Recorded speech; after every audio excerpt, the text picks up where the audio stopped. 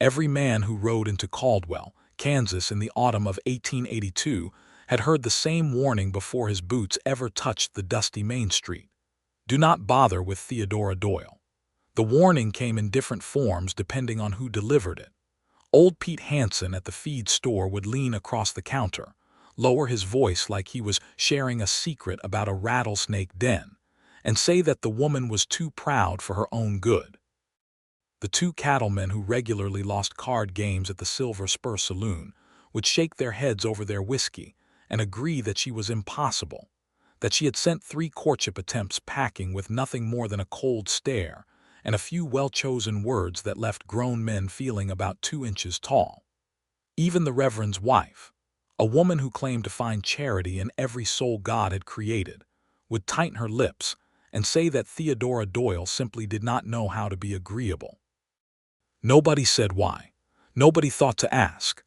Gilbert Turner arrived in Caldwell on a gray October morning when the plains wind was kicking red dust through every crack in every building on Main Street.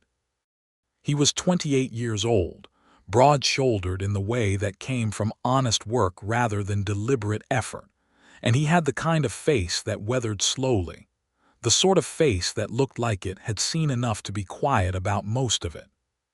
He had ridden down from Dodge City with a letter of introduction from a cattle broker, because Caldwell was the last major shipping point before the Chisholm Trail pushed south into Indian Territory, and he intended to buy land and run cattle, which was the only life he had ever known how to want. He tied his horse, a dark bay gelding named Copperhead for the color of his flanks, to the post outside the land office. He was reaching for the door when the door opened outward and nearly caught him full in the face.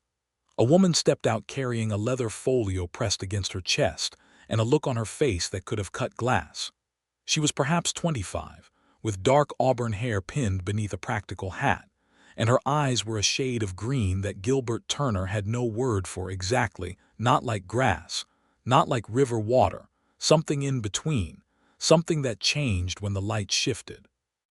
She was wearing a plain wool dress the color of sage, and she moved with the kind of careful, deliberate steadiness that told him she was holding something together that she did not intend to let him see falling apart. She did not excuse herself. She stepped around him without a word, crossed the porch in 2 strides, and walked down the street as if the whole of it belonged to her personally. Gilbert stood in the doorway for a moment longer than he needed to, watching her go. Inside the land office, the clerk, a thin young man named Wesley who wore his hair parted severely down the center, looked up from his ledger with the expression of someone who had just witnessed something unremarkable. "That was Theodora Doyle," Wesley said by way of explanation.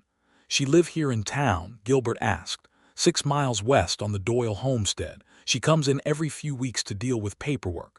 Wesley paused and then added the way people always seem compelled to add things about Theodora Doyle. "She is not an easy woman." Gilbert set his letter of introduction on the counter. "What kind of paperwork?" Wesley blinked, apparently not expecting that question. "Tax documents, mostly." "She runs the place herself since her father passed. Runs it by herself.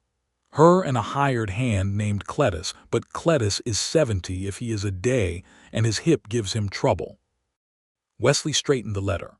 "She farms some, runs a small herd, comes in here fighting for every inch of ground, which I suppose someone in her position has to do." Gilbert said nothing more about it. He sat down and went over the parcel maps Wesley spread across the counter, and he asked the practical questions he had come to ask, and he left with a general sense of where the available land lay and what it would cost him, and he tried not to think about green eyes that changed when the light moved. He did not entirely succeed. The land he was most interested in sat on the western edge of Caldwell's surveyed territory, a rolling section of short grass prairie with a good spring creek that ran reliably even through dry summers, or so the survey notes claimed. He rode out to look at it the following day, following the directions Wesley had scratched onto a piece of paper, and he found that the land was everything the notes described, and one thing they had not mentioned. It ran directly adjacent to the Doyle homestead. The boundary line between the property he was considering and Doyle land was marked by a line of cedar posts, weathered but solid, stretching north to south across the flatland. He sat on Copperhead at the edge of his prospective property and looked west across that line and saw, perhaps a quarter-mile off, a small herd of mixed cattle grazing near a ravine. Beyond them was a house that had started as a simple frame structure and been added onto in pieces, the additions visible in the slight differences in wood coloring, like rings in a tree. A windmill turned slowly in the October wind.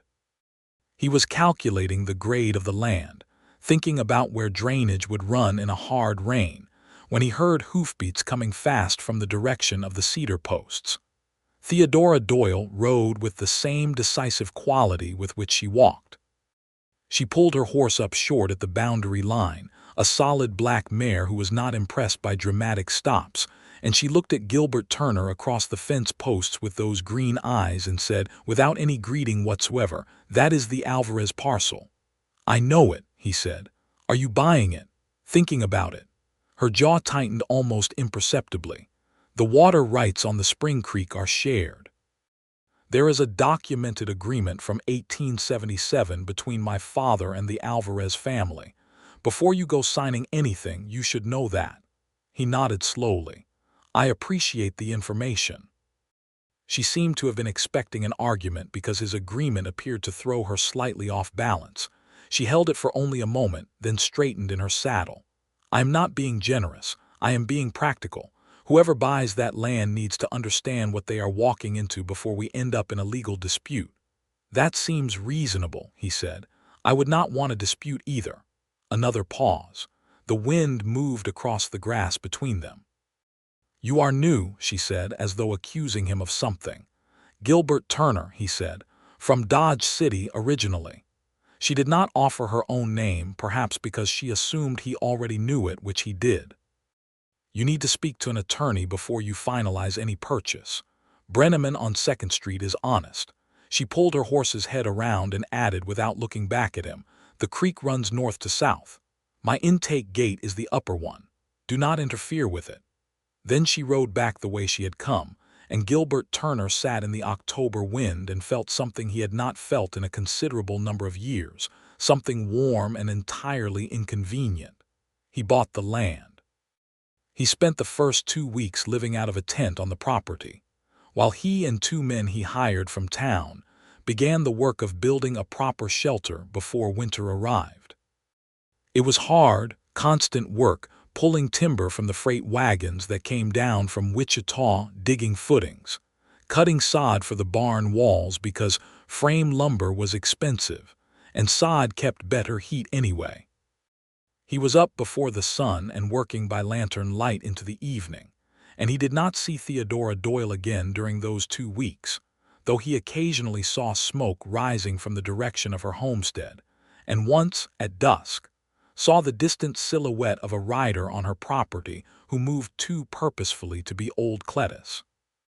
It was Caldwell itself that told him more about her, because small towns in 1882 on the Kansas prairie talked the way wind talked constantly, and around every corner.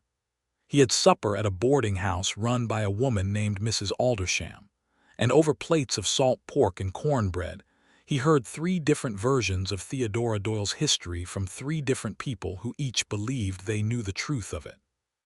The first version came from a man named Crawford who ran a hardware concern. Crawford said her father, Emmett Doyle, had been a difficult man, not cruel exactly, but rigid, the kind of man who ran his household like a military encampment, where everything had a place and every person had a role, and there was no room for softness or error. He had raised Theodora after her mother died when Theodora was 9 years old, and he had raised her to be competent and capable because the prairie demanded competence, but he had not, Crawford noted with the casualness of a man who had never thought too deeply about it, raised her to expect kindness. The second version came from Mrs. Aldersham herself, who had known Emmett Doyle personally and remembered him as a man who was harder on Theodora than on anything else in his life, who criticized before he praised and withheld the praise more often than not, who had told his daughter on multiple occasions that sentiment was a weakness they could not afford. She had watched Theodora grow up straight and serious and capable, which was all Emmett Doyle had intended, and she had watched the courtship attempts come and go, which Emmett Doyle had also managed with a controlling hand right up until his death 18 months ago, dismissing men he deemed unsuitable without ever consulting his daughter's preference. The third version came from the hired hand at the livery, a young man named Archie who had grown up in Caldwell and gone to the same small schoolhouse as Theodora. He said, with more insight than anyone gave him credit for, that people called her proud because she did not apologize for existing. He said she had been engaged once, to a man named Prentice who had worked for her father, and that Prentice had decided after 3 months that she was more trouble than she was worth, and had left for Colorado without explanation, which was the kind of thing that left a mark on a person even if they refused to show it. Gilbert Turner sat with all of this in the evenings, when the work was done and the hired men had gone back to town, and the prairie went dark and enormous around him. He sat outside the half-built house with a cup of coffee that had gone cold and listened to the coyotes calling across the flatland, and he thought about a woman who had been taught that softness was weakness, who had been managed and then abandoned, who came into town to fight for every inch of her property because no one had ever fought for her. He was not planning anything. He was simply thinking. The first real conversation happened because of the spring creek. It was early November, and a hard frost had come through 2 nights running, and Gilbert walked his property line in the pale morning to check on the water flow, and found that a section of the creek bank had partially collapsed, apparently undermined by the freeze-thaw cycle, and the debris had created a partial dam that was backing water up on his side while reducing flow on Theodora's. He could have simply cleared his side and left the problem for her to deal with, since the collapse was roughly at the boundary. He did not do that. He rode to her front yard, which was swept clean despite the frost, and knocked on her door. She opened it with flour on her hands and the look of someone who had been interrupted in the middle of something and would have preferred not to be. "The creek bank collapsed near the boundary," he said. "The backup is going to flood the low ground on my side if we do not clear it, and you are going to lose pressure on your intake gate. I thought we might deal with it together since it straddles the line." She looked at him for a moment, flour on her hands, green eyes measuring. "When?" she asked. "This morning if you have time." She turned back inside, said something to the interior of the house that he realized was directed at old Cletus, and reappeared in her coat with her sleeves rolled up.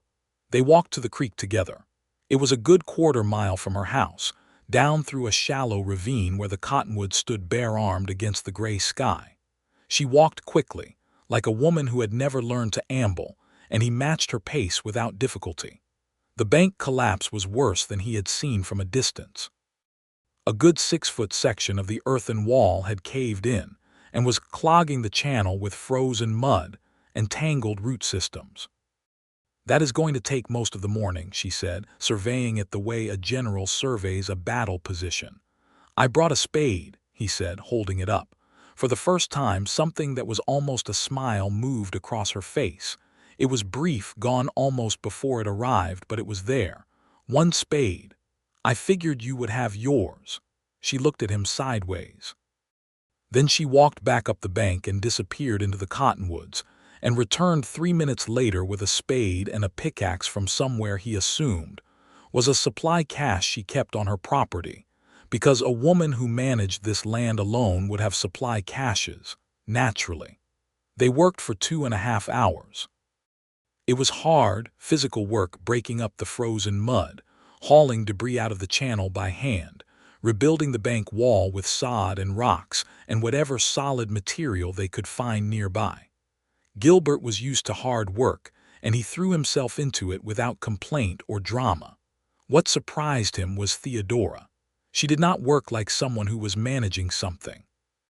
She worked like someone who was part of something, shoulder in, weight behind the spade, not waiting to be directed and not directing him either, just reading the problem in front of her and addressing it section by section with a practical intelligence that was remarkable to watch.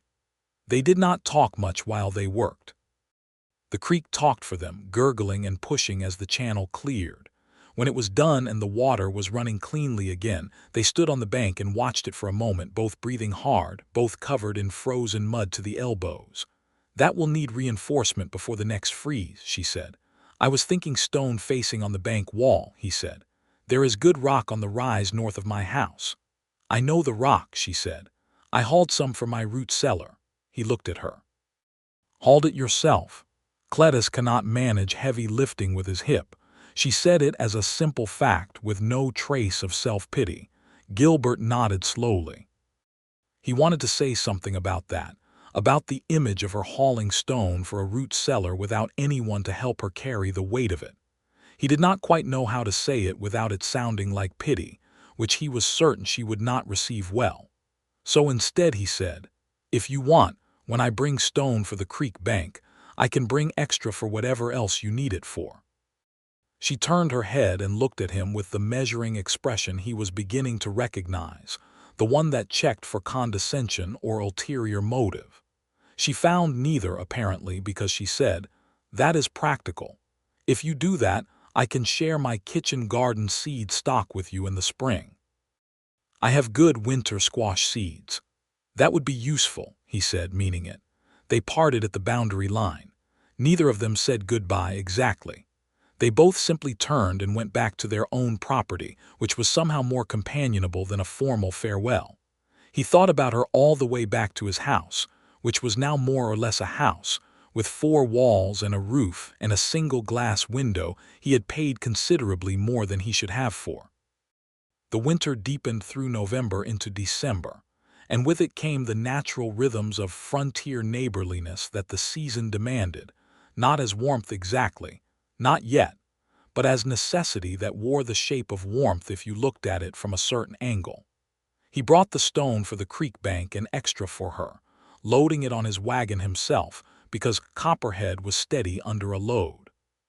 She was in her yard when he arrived with it, sorting dried beans by hand at the table she had moved outside despite the cold. She preferred outside work. He was learning, and would choose open air over a warm room whenever the task allowed. She helped him unload without being asked, carrying stone with the same matter-of-fact capability she brought to everything. And when they were done, she brought out 2 cups of coffee without ceremony or fanfare, and they stood in the cold yard and drank it.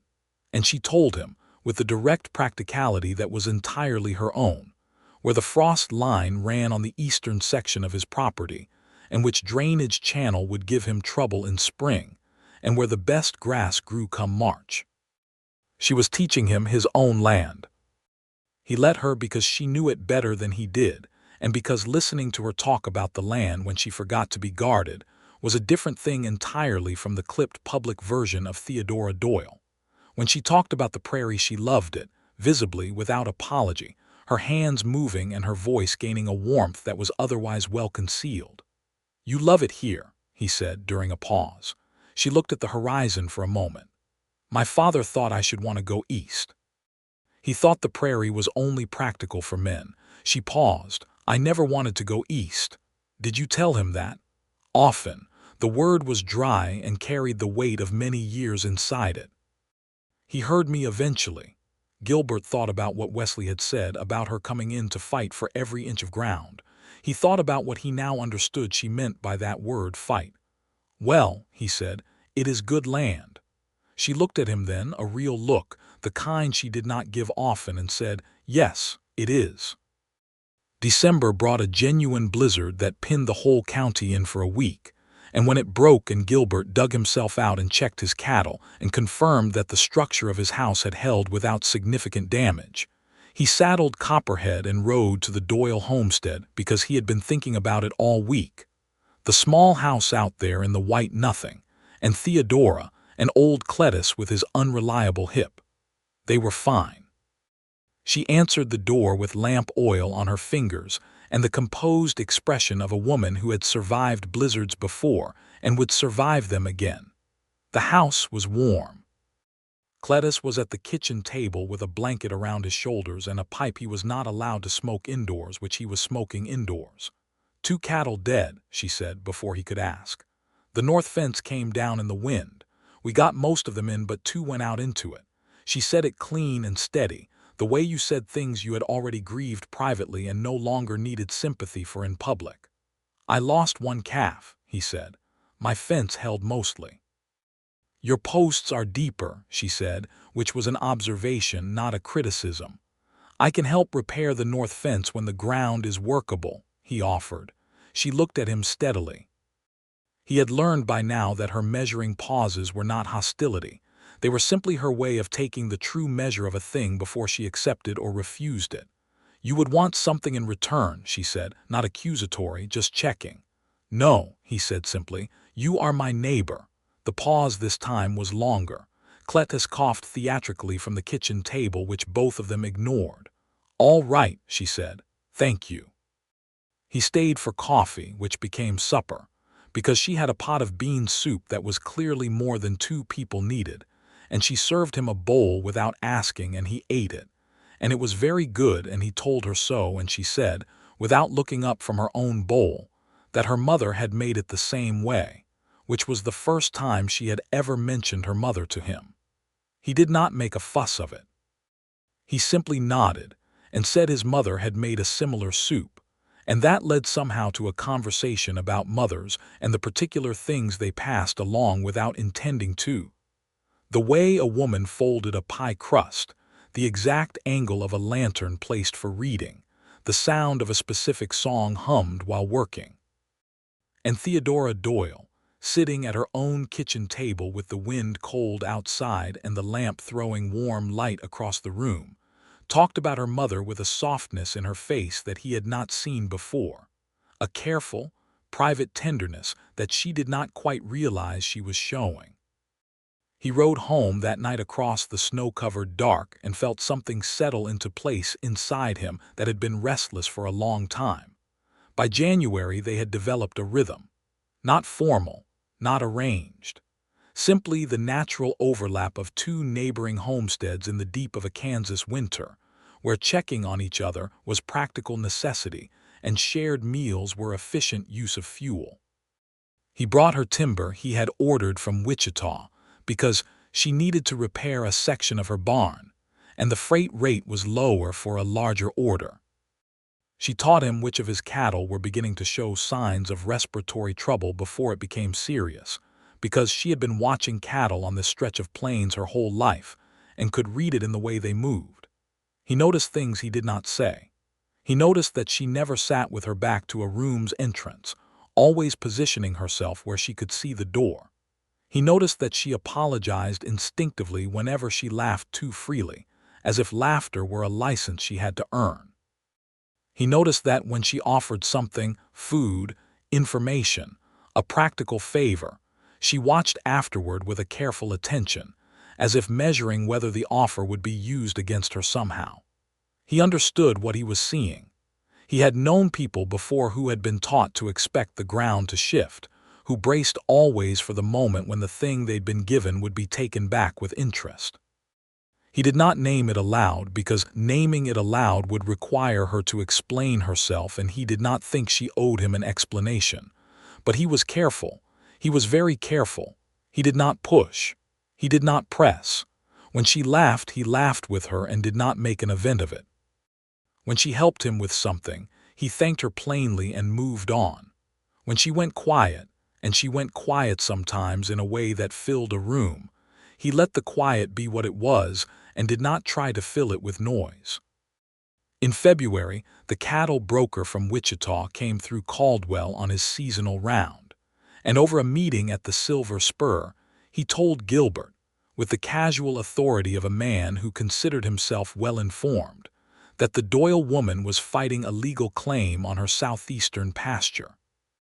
Some man named Gerald Farrow had filed a challenge arguing that a portion of her boundary survey from 1874 was improperly recorded, and that the land in question properly belonged to a claim he was attempting to register.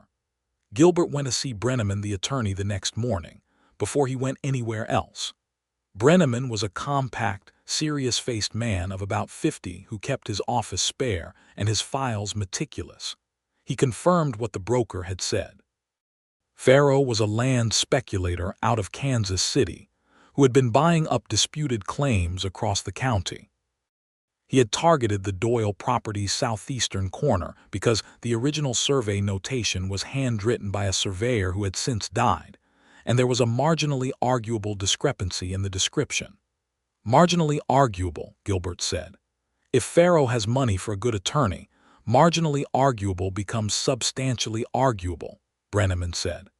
Miss Doyle has been fighting it herself, without representation, because she cannot comfortably afford my fees for extended litigation. Gilbert thought for a moment. What would you need to take her case fully? Brenneman named a figure. It was not small. Gilbert wrote a bank draft and set it on the desk. Brenneman looked at the draft. Does she know you are doing this? Gilbert thought about a woman who checked every gift for strings, who braced for the moment generosity became leverage. He thought carefully. Tell her an interested party has covered the costs, he said. Do not tell her who.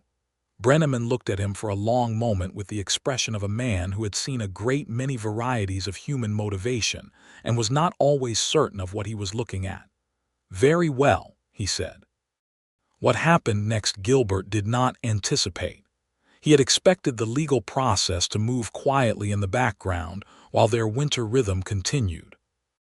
It did not exactly, because Gerald Farrow was the kind of man who pressed on multiple fronts, and one Tuesday morning in February, Gilbert looked up from his work to see two men on horseback sitting on the far side of his fence line, well onto his property, looking at the land around them with the assessing eyes of men who had been sent to make someone uncomfortable. He walked out to them with his hands easy at his sides and asked them what they were doing on his land. The taller of the two said they were simply passing through, which was a particular kind of lie that Gilbert recognized immediately, because men who are simply passing through do not stop in the middle of someone else's pasture and stare at the fence line. Pass through somewhere else, he said pleasantly. The taller man looked him over. You are Turner, the one bought the Alvarez land. That is right. Farrow is interested in this parcel too, the man said. Survey irregularities on the Alvarez sale, going back to the original Spanish land grant documentation. Gilbert looked at him for a moment. Is that so? He would pay well for a cooperative neighbor. I expect he would, Gilbert said. Tell him I am not available. He held the man's gaze until both of them turned their horses and rode north. He did not tell Theodora about the visit immediately, but he mentioned it to Brenneman, who confirmed that Farrow was attempting to use pressure on adjacent landowners as a secondary strategy while the legal challenge proceeded. Brenneman also confirmed, during that same visit, that the documentation he had been gathering in Theodora's case was looking strong. There was a letter in the county archives from the original surveyor to the county land office that precisely described the boundary in question, in terms that supported Theodora's claim without ambiguity. She is going to win this, Brenneman said, but it will take until spring for the hearing. Gilbert nodded and rode home thinking about March. He told her about the two men in February, on a Sunday afternoon when she had come over. This had started happening in January, her coming to his property occasionally, the way he went to hers, with the naturalness of two people who had stopped calculating the mathematics of who owed whom a visit. He told her about it plainly, without drama, because she deserved to know, and she was not a woman who needed information softened. She was sitting at his kitchen table, which was a plain table he had built himself, and which was not entirely level but functioned adequately. She was holding her coffee cup in both hands the way she did when she was thinking. He is trying to squeeze the perimeter, she said. That was my reading. He came to me last fall, she said. Before you arrived, he made what he called an offer on the southeast pasture. I told him it was not for sale. She paused. He told me I would regret being difficult. Gilbert felt something tighten in his chest. He kept his voice steady. He said that to you directly. He said it in the way men say things to women when they want them to feel small, she said, with a precision that was not bitterness exactly, but the sharp accuracy of someone who had mapped the territory thoroughly. He did not raise his voice. He smiled the whole time. The way she said it, the evenness of it, the way she had clearly filed it away and continued forward regardless, it hit him somewhere he had not expected. "You told Brenneman about him?" he asked. "Brenneman came to me," she said. "In January. He said someone had retained him on my behalf." She looked at Gilbert over the rim of her cup. The green eyes were very steady. "He would not tell me who." Gilbert said nothing. He looked at the uneven surface of his table and waited. "I thought about it for a while," she said. "I almost went back to him and refused it." She paused. "Then I thought about Pharaoh walking into that hearing room with 3 attorneys and me with my handwritten notes, and I decided to accept." "That seems practical," Gilbert said carefully. "It does." She set down her cup. "Was it you?" He looked at her. There was no point in lying, and beyond that he did not want to. "Yes," he said. Something moved across her face, something complicated and genuine and slightly unguarded. She looked away, out his single-glass window at the February light on the snow. "Why?" she asked. Not accusatory, not suspicious. Something closer to genuinely uncertain, as if the answer might be something she did not have a category for. He thought about how to say it honestly without frightening her with too much of what he actually felt, because it was February and they had only been neighbors for 4 months, and she was a woman who had learned that gentleness came with conditions. "Because the land is yours," he said, "and because Pharaoh is the kind of man who picks targets he thinks cannot fight back effectively, and I thought you deserved a proper fight." She was quiet for a long time. The wind moved outside. "There are no conditions," she said finally. Not a question, a statement being tested. "No conditions," he confirmed. She nodded one small, precise nod. Then she picked up her cup again and said, "I will split the attorney's fee with you when I sell this year's calves in the fall. You do not have to do that." "I know I do not have to." She met his eyes steadily. "I choose to. There is a difference." He understood then that accepting was the right thing, that refusal would have been its own kind of condescension, that she was offering him partnership, not charity returned. "All right," he said, "split in the fall." The winter turned slowly toward spring with that new weight between them. Not uncomfortable, more like the weight of something that has been named, and can therefore be dealt with honestly. They continued in their rhythm, and the rhythm deepened. He began to notice her smiling more readily, the way laughter no longer quite required her to apologize for it.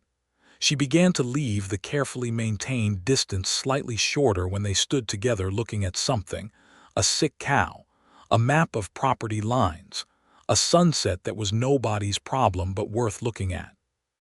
In March, the Chisholm Trail drives began their seasonal push north, and Caldwell filled with cattle and cowboys, and the particular noise of commerce at its most basic. Gilbert went into town for supplies and ran into Pete Hansen at the feed store, who asked how he was settling in and then said, with the familiar indulgent tone that seemed to be reserved specifically for conversations about Theodora Doyle, "I see you have been neighborly with the Doyle woman. You are braver than most." Gilbert paused in sorting his order. "How do you mean?" Pete chuckled. "Oh, she is a cold one, always has been. Her father was the same. People say it is just the family character." Gilbert thought about bean soup made from her mother's recipe. He thought about the way she talked about the prairie with her hands moving. He thought about the word cold applied to all of that and felt something in him go still and certain. "I think," he said, in a tone that was quiet and not argumentative, "that she is one of the finest people I have met in this county." Pete Hansen blinked, apparently unsure what to do with that. "Well," Pete said eventually, "you know your own mind." "I do," Gilbert agreed and finished sorting his order. He told her about it that evening when he rode by her place on his way home, because she happened to be at her fence checking wire, and he stopped because stopping had become entirely natural. She listened to his account with her arms folded against the March wind, and when he was done she looked at him with an expression that was carefully neutral in the upper register and not entirely neutral underneath. "People have said that my whole life," she said. "I know." "It has never bothered me," she said, which was both true and not the whole truth, and he thought they both knew it. "It bothered me," he said, "on your behalf." She looked at him. The light was going golden over the western range, the sky turning pink at the edges. She was wearing her coat open over her working dress, and a strand of dark auburn hair had come loose from her hat in the wind, and the evening light was doing something to the color of her eyes that he was certain he would remember specifically for the rest of his life. "Gilbert," she said, and then stopped. He waited. He was good at waiting. "I'm not very good at this," she said finally. The words came carefully, like she was stepping on ice and checking each step. "At receiving. I am aware of it. My father believed that needing things from people was a kind of weakness, and I know that is not entirely rational, but it is in there nonetheless. And she stopped again, took a breath. "I want you to know that I am trying." He looked at her for a long moment, at this remarkable woman who had just handed him something private and hard-won, standing in the March wind with the golden light on her face. "You do not have to try with me," he said. "You can just be however you are." Her breath came out slowly. "That is the kindest thing anyone has said to me in quite some time." "Then people have not been paying close enough attention," he said. She laughed then, a genuine laugh, not brief, not apologized for, and put one hand up to cover her mouth the way she sometimes did when laughter caught her by surprise, and then lowered it deliberately, because she was a woman who was consciously unlearning small cagings of herself, and it was one of the most beautiful things he had ever seen. He did not kiss her that evening. He thought about it. The moment was full enough that it was there, present and possible. But he rode home instead and let the moment be what it had been, because she was still learning that the ground did not always shift, and he was in no hurry. April arrived with the wildflowers and with the legal hearing in the county courthouse.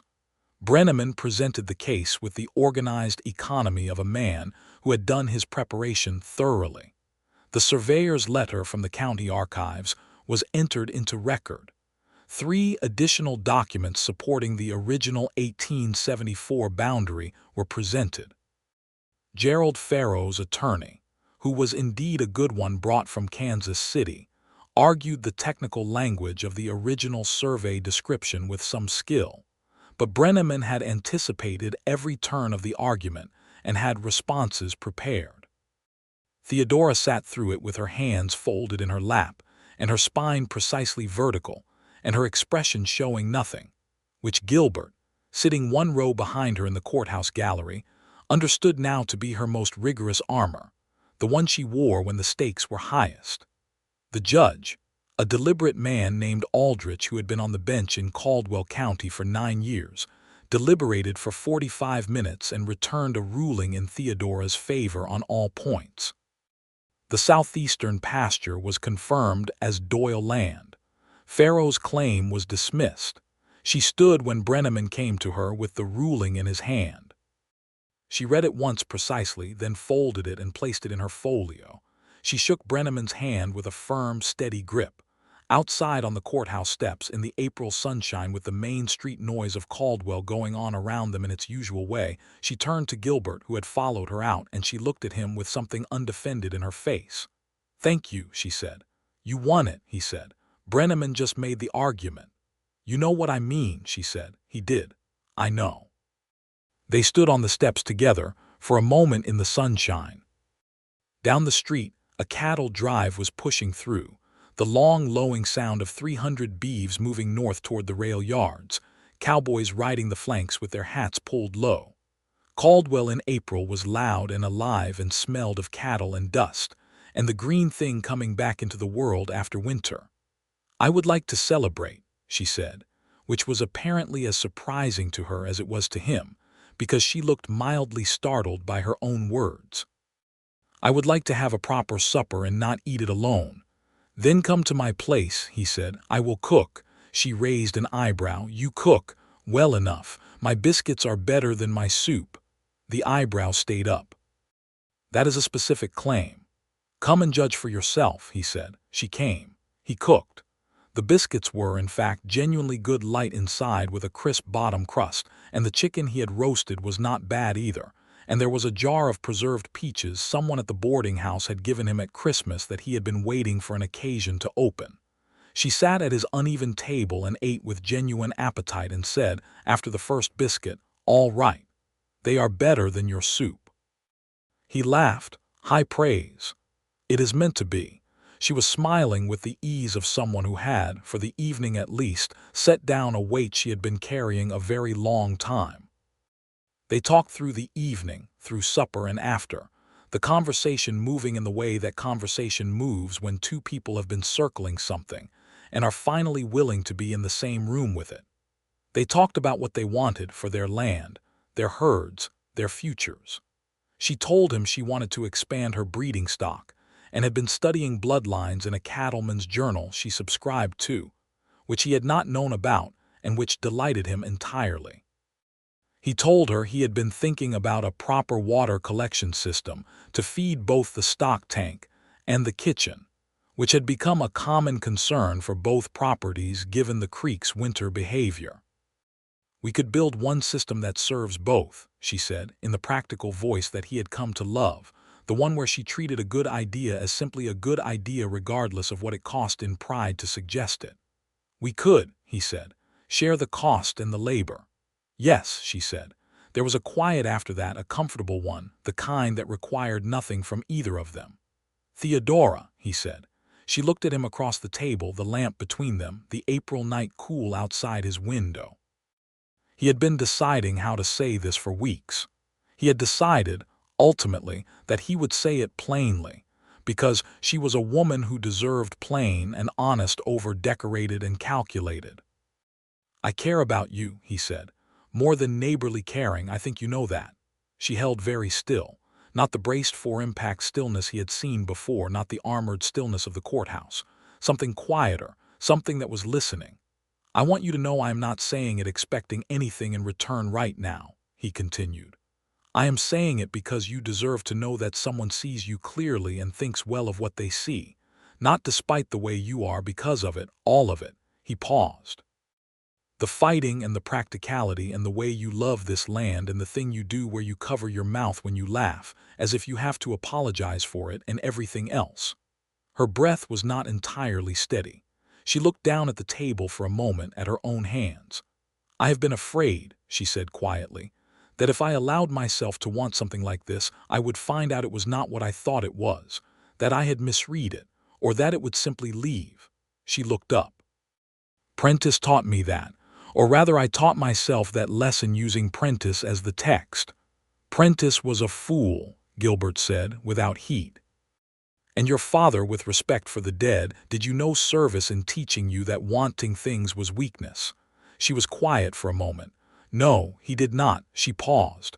"I have been unlearning it slowly." "You do not have to unlearn it all at once," he said. "We are not in a hurry."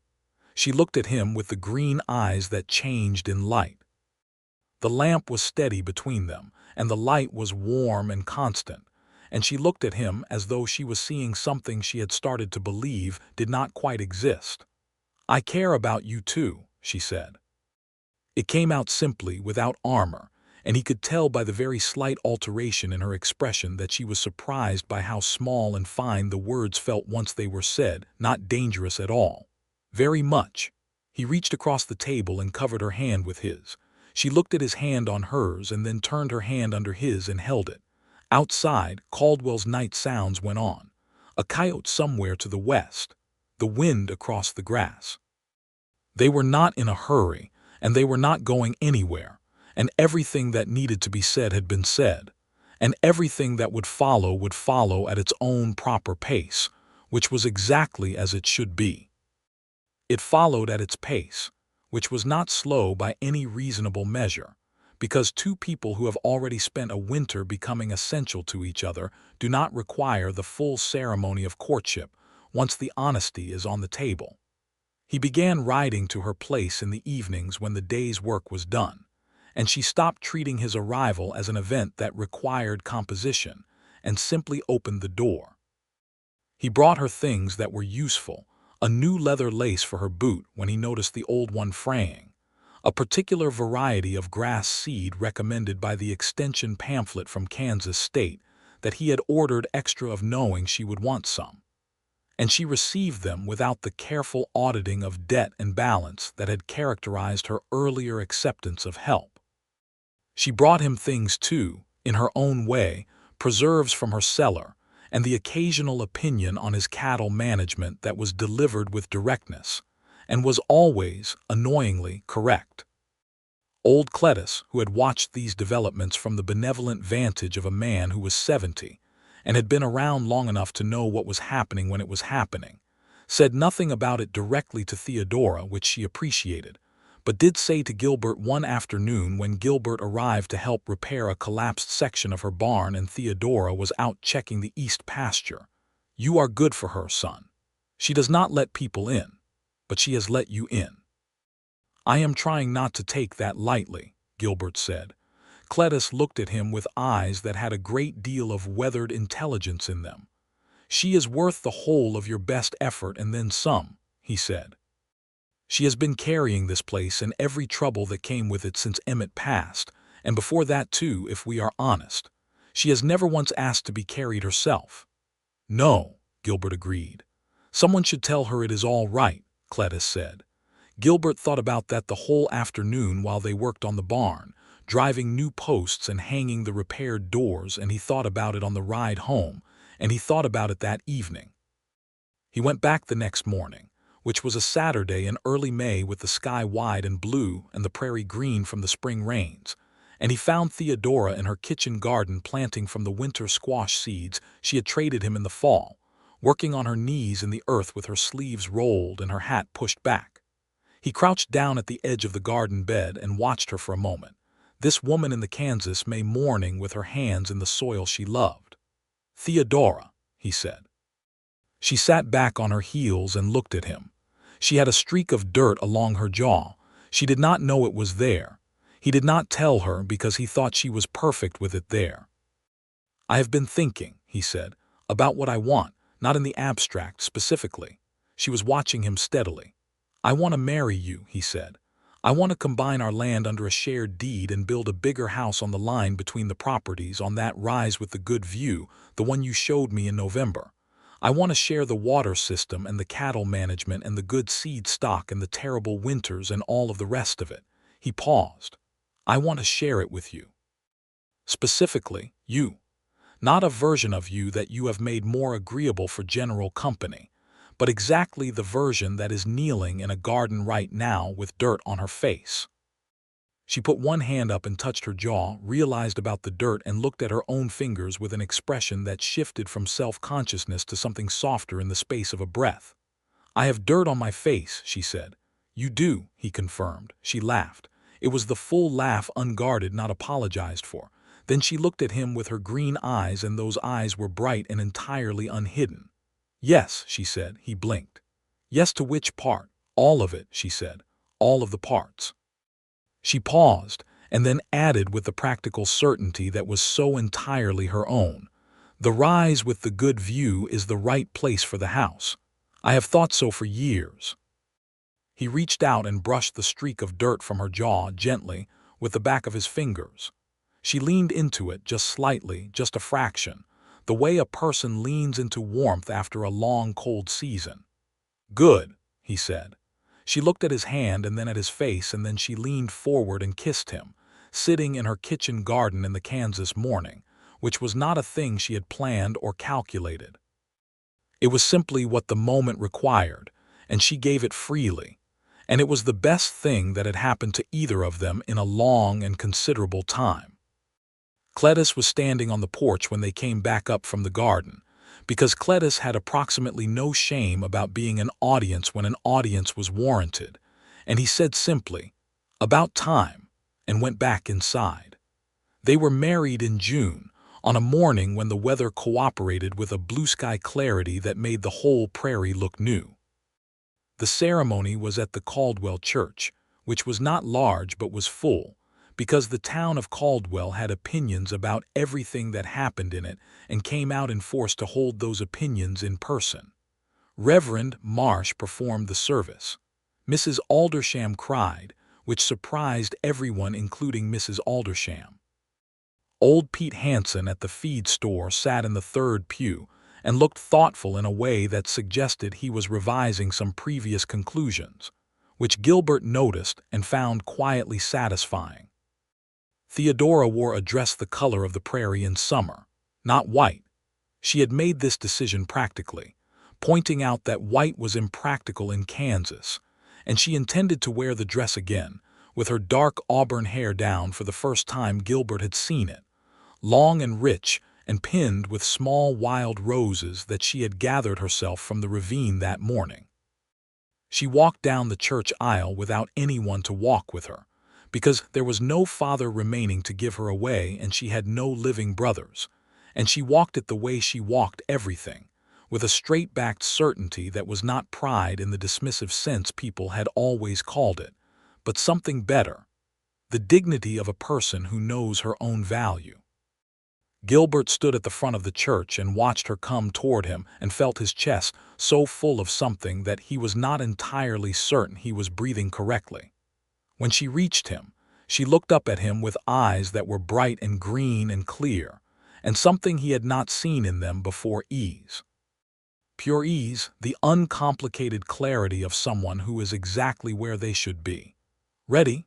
he said quietly, below the hearing of the reverend and the congregation. "I have been ready," she said, which was perhaps the most Theodora Doyle thing she had ever said to him, and he loved her for it absolutely.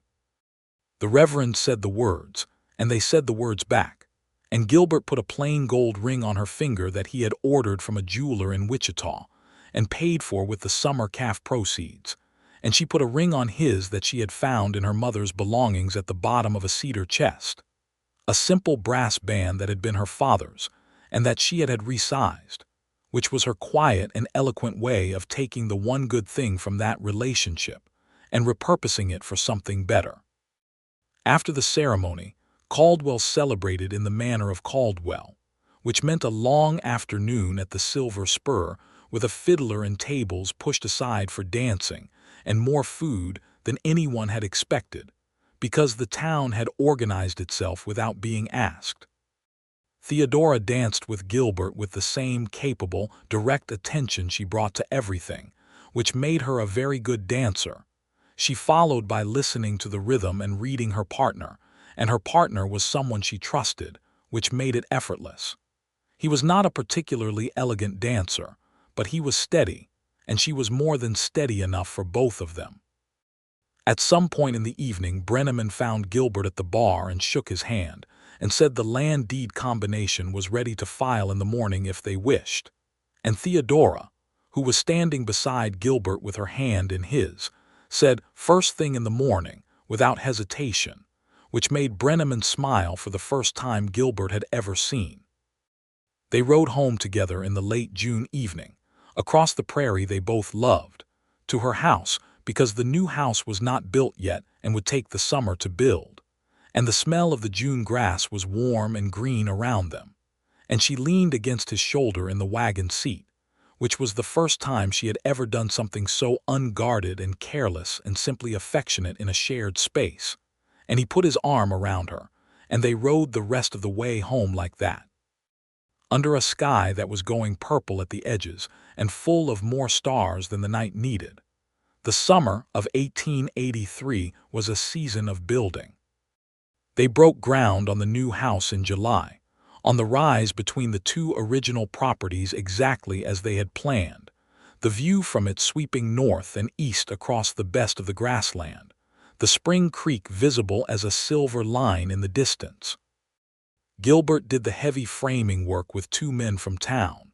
Theodora designed the interior layout with a precision and intentionality that made the carpenter, a taciturn Norwegian named Halvorsen, look at her plans and nod with the respect of one professional for another. She had thought about light, where it would come through which windows at what times of day, and about the kitchen being large enough for real work, and about a room that could serve as an office with bookshelves, because she had books and intended to have more.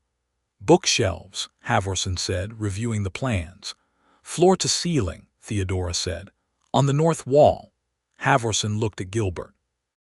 Gilbert shrugged in the manner of a man who was entirely on board with floor-to-ceiling bookshelves, and saw no reason to explain himself. They worked in the fields through the summer as well, because the cattle did not care that humans were building houses, and the grass had to be managed, and the late summer was dry enough that the water system they had designed together became an urgent priority rather than a future project. They ran pipe from the spring creek to a raised tank that fed both the stock water trough and the kitchen intake, working on it in the evenings after the other work was done, side by side in the late sun. Theodora had not been gentle with herself since childhood, but she was learning, through a series of small, unremarkable daily experiences, what it felt like to be treated with consistent care. Not the theatrical care of someone performing generosity, not the care that came with visible expectation of return, but the simple, steady, daily care of someone who paid attention. He noticed when she was tired before she said so and made coffee without being asked. He asked her opinion before making any decision that affected shared land, not because the partnership required it, but because he valued what she thought. He read the cattleman's journal when she set it on the table between them after supper, and discussed it with her as an equal, which she was, and they argued occasionally about breeding strategy in the way that two people who are both intelligent and invested argue, with engagement and evidence rather than ego. She kept expanding.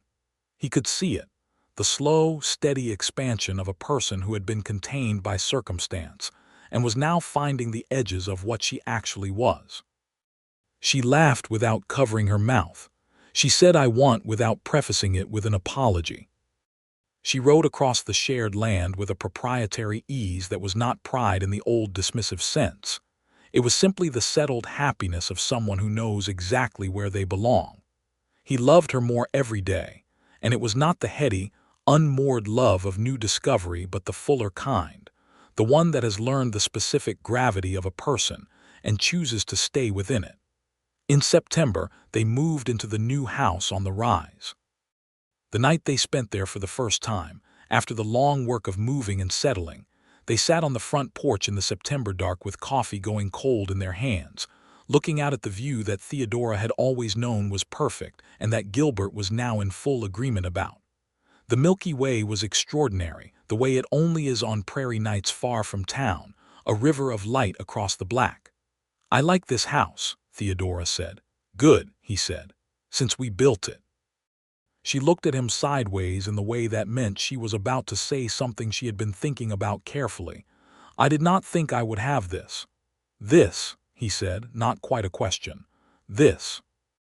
She gestured a small gesture at the house and the view and the shared dark around them. "I had made a kind of peace with not having it. I had told myself the land was enough, and it was a real peace, not a pretend one, but this is more than enough. This is," she paused, looking for the word with the precision she brought to everything, "more than I expected." He set down his coffee cup on the porch rail and turned to face her. She was looking at the stars, the auburn hair silver-lit at the edges, and she was more beautiful than he had words for, not in the way that beauty is often used to mean something decorative and surface level, but in the deeper way that means the outside and the inside are finally the same thing, fully visible, fully integrated. "You deserve more than you expected," he said. She looked at him then, her eyes in the starlight. "So do you," she said, and reached out and took his hand, and they sat together in the September night with the prairie enormous and alive around them and the house solid at their backs. And it was the particular happiness that belongs only to people who have worked for it with their whole selves.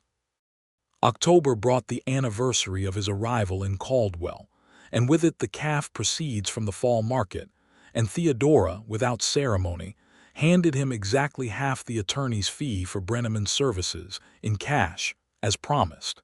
He took it, as promised. She looked satisfied in the quiet, complete way she looked when the terms of a thing had been honored exactly.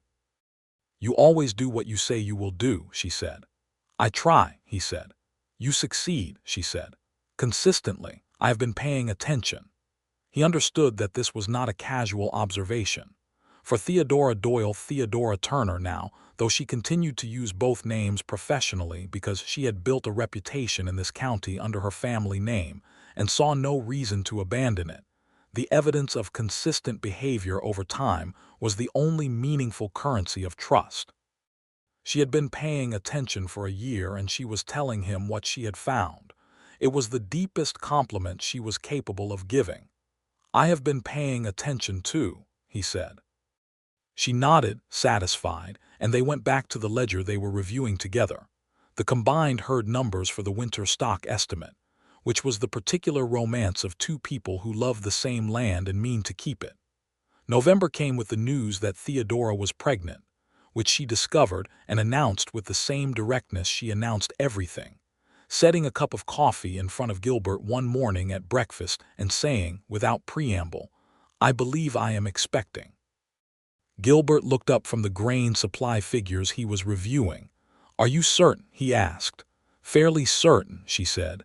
"I will confirm with Dr. Hadley in town."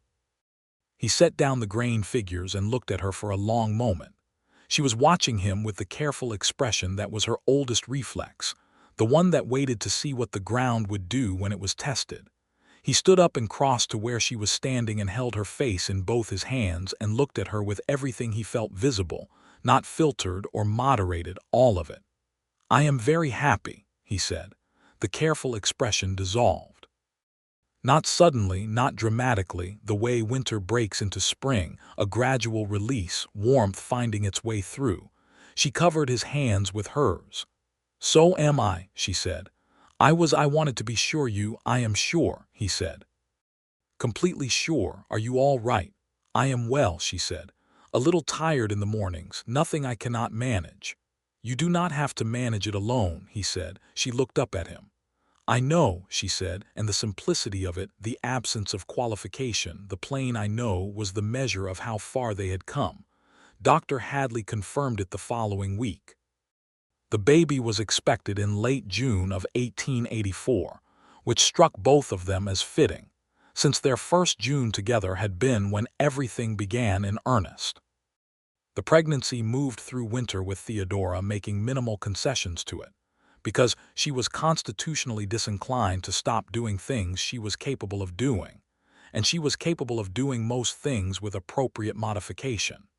She did accept Gilbert's help more readily than before, not because she had to, but because she had genuinely internalized, finally and fully, that accepting help was not the same as being weak. That it was, in fact, sometimes the stronger choice, the one that required more honest accounting of self. He did the heavier outdoor work without comment. She did the ledger and planning work with the expanded scope of someone who was thinking about a child growing up on this land, where the safe ground was, which fences needed strengthening, what kind of school situation Caldwell would have in 5 years, and what they might need to do about it. Cletus, who had been with the Doyle property for 11 years and showed no sign of leaving, became a figure of considerable contentment in the new domestic order. He had a room in the new house because Gilbert had included it without discussion, which Cletus accepted with gruff gratitude, and he spent his days doing the lighter work he could manage and sitting on the porch in the afternoons with his pipe, which he was now allowed to smoke outdoors without restriction. "You built me a good life," Theodora said to Gilbert one February evening, sitting by the fire with her hand on the growing curve of her belly and the cattleman's journal in her lap. He looked up from his own reading. "We built it," he said. She considered this. "We built it," she agreed.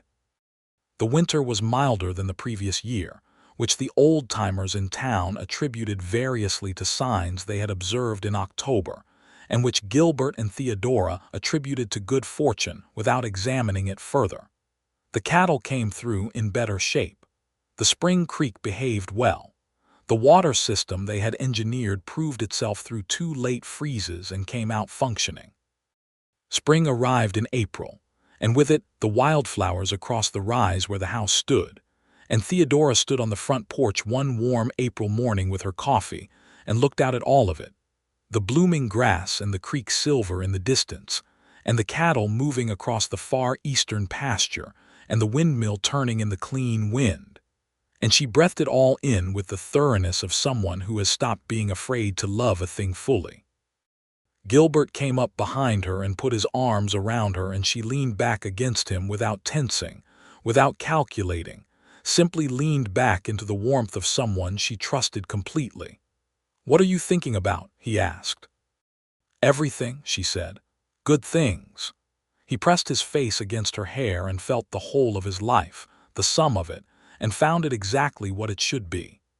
The baby came on the 22nd of June, 1884, in the middle of a warm afternoon, with the windows of the house open and the prairie wind moving through. Dr. Hadley was there, and Mrs. Aldersham, who had volunteered as practical support with the firm authority of a woman who had attended a number of births and knew what was required.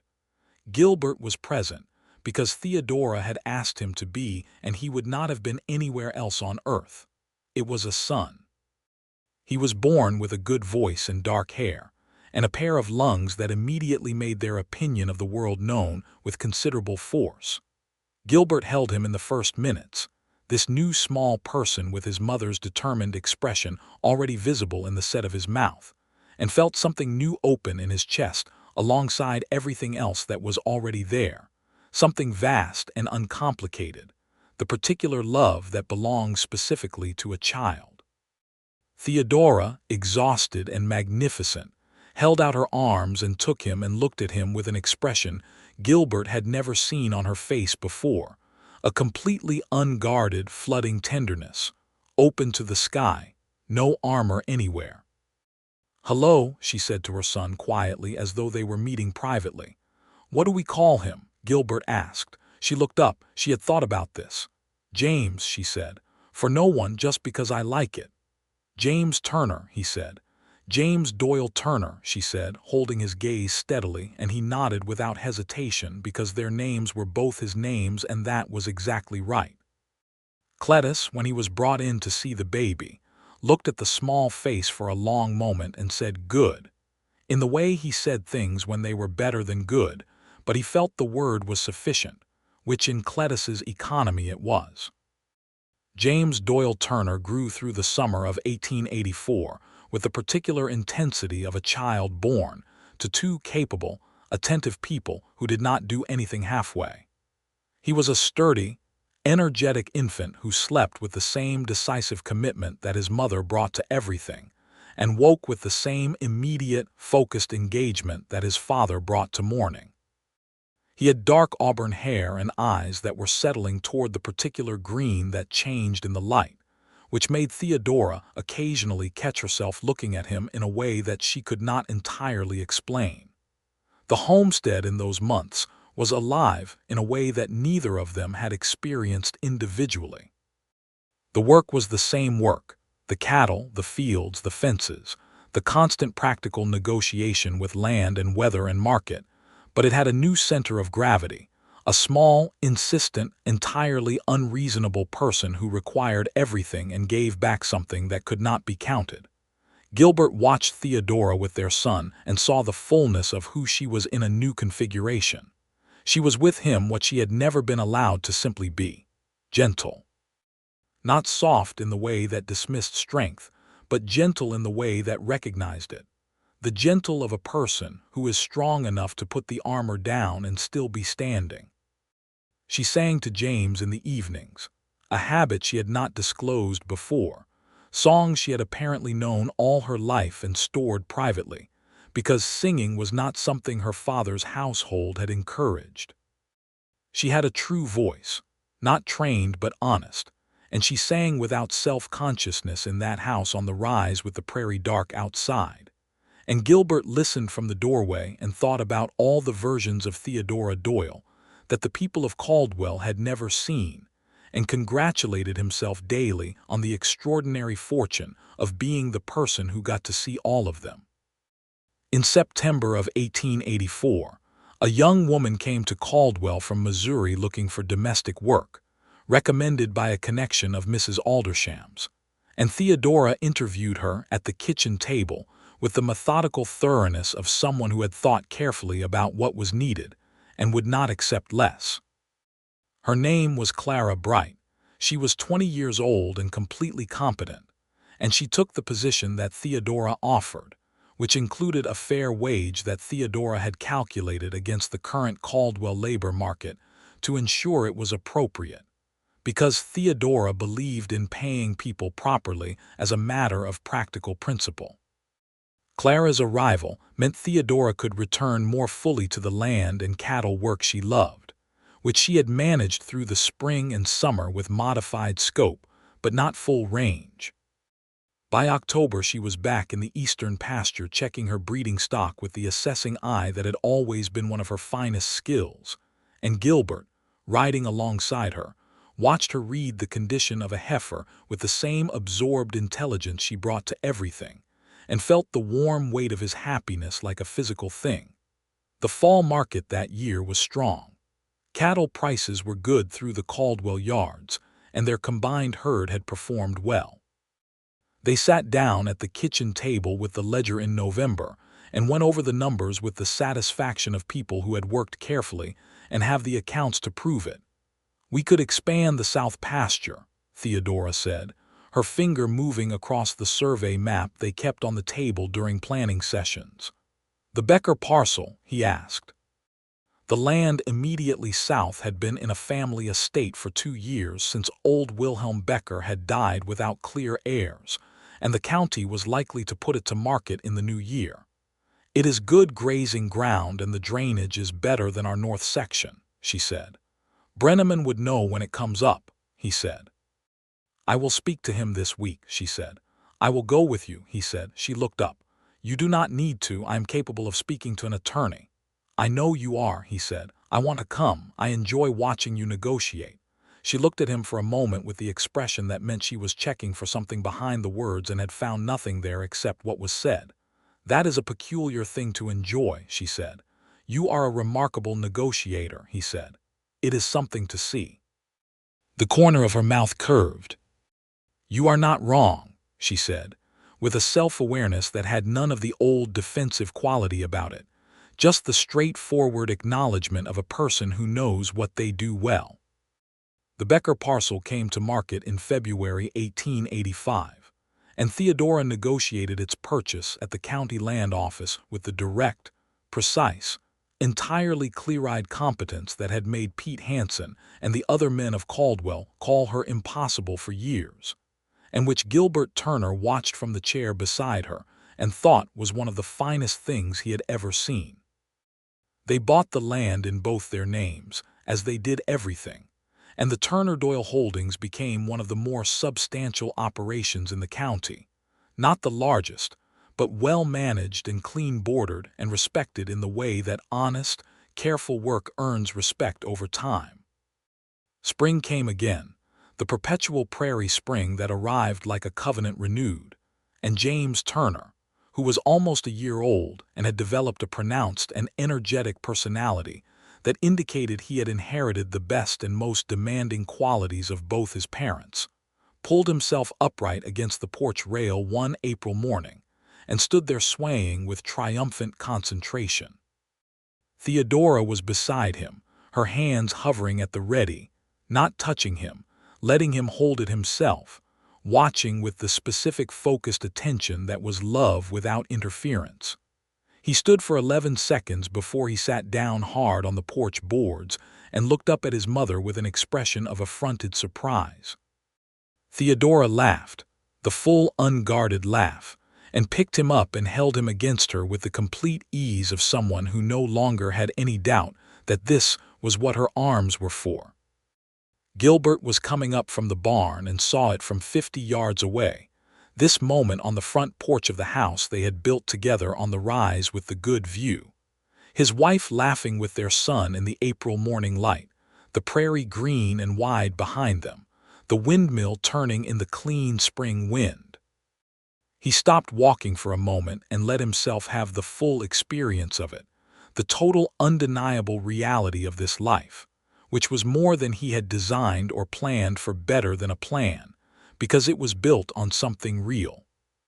He walked up to the porch and Theodora turned and looked at him over James's dark head, and the smile she gave him was the one he had first seen only in flashes, the one she had been learning slowly to leave out where it could be seen. It was there fully now, the whole of it, nothing held back. "He stood," she said. "I saw," he said. "He looked very surprised when he sat down." "He is his father's son," she said. "He does not expect the ground to shift either." He climbed the porch steps and kissed her and took James from her arms and held his son with the ease of a man who had never thought he would be particularly good at this, and had turned out to be very good at it indeed. And the three of them stood on the porch in the April morning on the rise with the good view, above the land that was theirs, above the creek that ran clear, above the green and wide and constant prairie of Kansas. Caldwell had long since stopped calling Theodora Doyle proud and impossible, mostly because the men who had used those words had the particular experience of watching their characterization proved wrong in every detail over the course of years, which was not a comfortable thing, and was therefore quietly revised. Pete Hansen at the feed store had taken to speaking of her with something approaching deference. Even Mrs. Marsh, the Reverend's wife, who had tightened her lips at Theodora's name for years, had become a regular caller at the house on the rise, drawn in by the warmth of it, which was the one thing no one had predicted about Theodora Doyle's household, that it would be warm. But warm it was, the kind of warmth that comes from two people who know the specific cost of cold and have built something against it deliberately and well. Old Cledis died in the autumn of 1885 on a Sunday morning, in his chair on the porch with his pipe, in the peaceable way of old men who have done their work and know it. He was buried in the Caldwell churchyard with a headstone that Theodora chose and paid for, inscribed simply with his name and the dates and the words "good man," which he had been, and which she felt was sufficient and honest, which was her measure of the right words for anything. She cried at the burial, which was the first time most of Caldwell had seen her cry, and she cried without apology or concealment, because she had loved old Cledis and he deserved the public acknowledgment of it, and because she was no longer a person who hid grief behind composure for the comfort of onlookers. Gilbert stood beside her with his hand at her back, and she leaned into it, and the simple, undefended truth of that was something several people noted and none of them forgot. Clara Bright stayed on and became, over the years, something close to family in the particular way that sometimes happens when a person of good character enters a household and finds that they fit there precisely.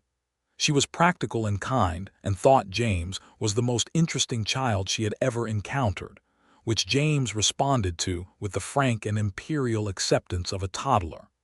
In the spring of 1886, Theodora was expecting again.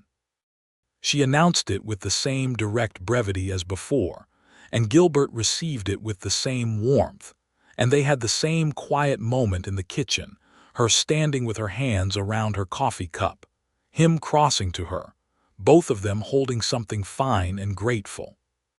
The second child arrived in October of 1886, a girl this time, who came into the world with considerably less drama than her brother had, but with her mother's green eyes wide open and clear from the first moment, looking at everything with the assessing attention that would prove to be entirely characteristic. They named her Emmeline, which was Theodora's own choosing, a name she had always loved, with no family weight attached to it, just a name that sounded like something that would last. James, who was 2.5 and had opinions about everything, inspected his sister with the focused seriousness of a small person confronting a new variable in his environment.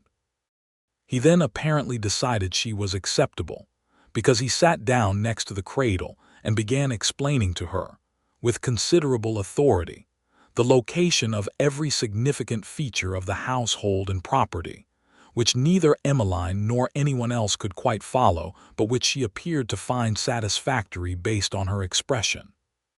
Theodora watched her son and daughter from the chair where she was resting and felt the fullness of it all, not the distant, processed version of fullness, but the immediate, flooding, entirely real version, the one that makes the chest almost too tight to breathe. Gilbert came and sat beside her and said nothing, because nothing was required. The years that followed were the years of building that is different from the construction kind, the building of habit and history, and shared language, of a family's interior culture, of the particular density of meaning that accumulates between people who are always showing up for each other through the small as well as the large. James grew up with his mother's precision and his father's steadiness, and had a gift for horses that manifested early and impressively, such that by the time he was 8, he was helping Gilbert with the breaking work in a carefully supervised capacity, and was quite plainly going to be extraordinary at it.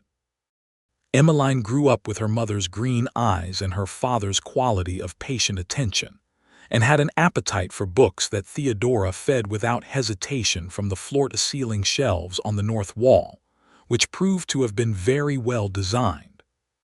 The house on the rise became a known landmark in that part of the county, not because it was grand, because it was not, but because it was solid and cared for, and there was always smoke from the kitchen chimney, and often the sound of voices, and the kind of place that people felt comfortable stopping at when they were passing, which in the etiquette of the 1880s Kansas prairie was the truest measure of a home's character. In 1889, Kansas experienced a particularly harsh summer drought that hit the southern counties hard and drove several smaller operations to failure. Gilbert and Theodora had prepared for it. They had been thinking about water security since the Spring Creek incident of their first winter, and the infrastructure they had built was sound. But they felt the weight of it alongside their neighbors, and Theodora organized, through the practical mechanism of showing up at people's places and saying what needed to be said. A cooperative arrangement among 4 neighboring properties for shared grazing rotation and water access that got 3 families through the dry season without loss. It was entirely in character. She had never learned to accept help without accounting, but she had developed, across these years, an entirely genuine interest in ensuring that the people around her had what they needed, which she expressed not through sentiment but through competent action, because that was always the way Theodora Turner did things. Gilbert watched her do it and loved her with the specific depth of long-married love, the kind that contains the history of a person and finds every layer of it worth the knowing. The decade turned. James was 7, Emmeline was 5, and the Turner-Doyle spread was one of the more respected cattle operations between Caldwell and the southern county line. They had expanded twice more in careful, measured ways and employed 3 permanent hands in addition to seasonal workers during the drives. The house on the rise had been added to, not the addition in pieces way that Theodora's original house had been expanded, but a planned, intentional addition that doubled the kitchen and added 2 more bedrooms, because the family had grown and intended to keep its space accordingly.